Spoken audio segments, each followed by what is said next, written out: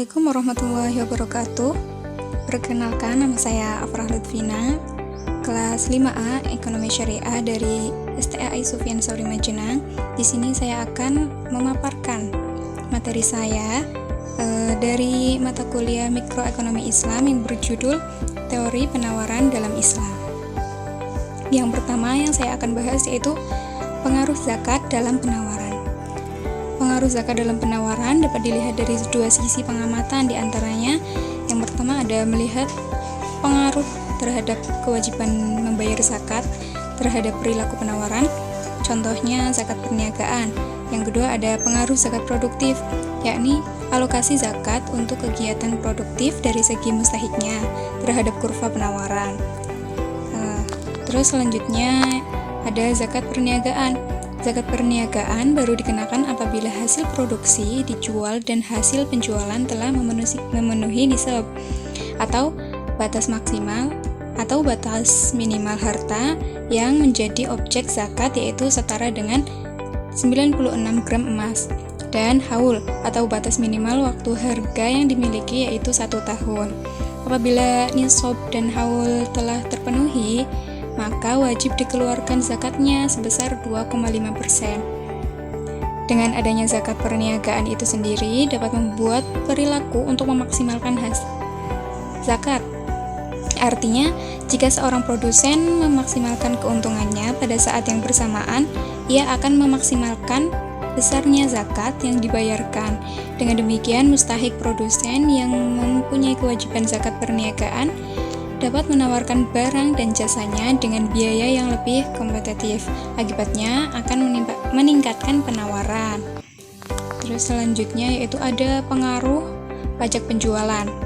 Pajak penjualan adalah pajak yang dikenakan oleh pemerintah dan dibayar pada waktu jual beli ke atas barang-barang yang dikenakan pajak penjualan itu dilakukan.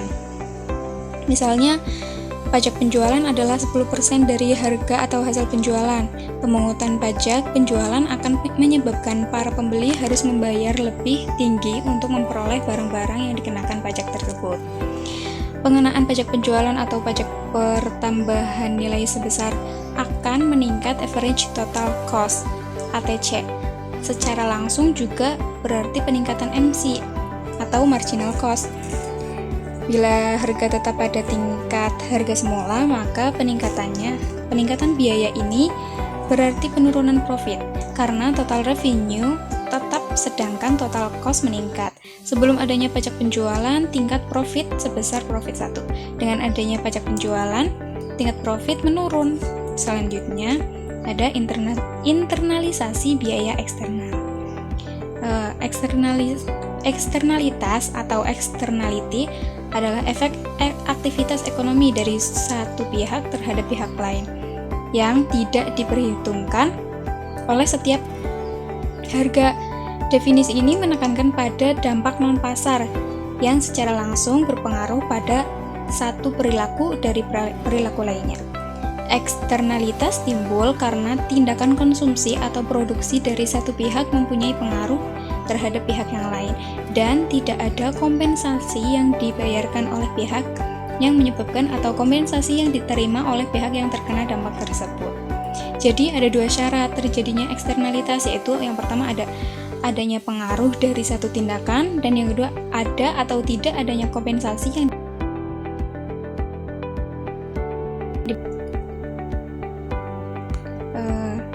selanjutnya adanya eksternalitas dari suatu aktivitas menyebabkan sistem perekonomian yang menggunakan sistem pasar persaingan sempurna tidak dapat melaksanakan analokasi sumber-sumber ekonomi secara efisien karena harga tidak mencerminkan dengan tepat kelangkaan faktor-faktor produksi. Pada eksternalitas negatif, biaya produksi yang diperhitungkan oleh pengusaha lebih kecil dibandingkan dengan biaya yang diderita oleh masyarakat atau biaya sosial.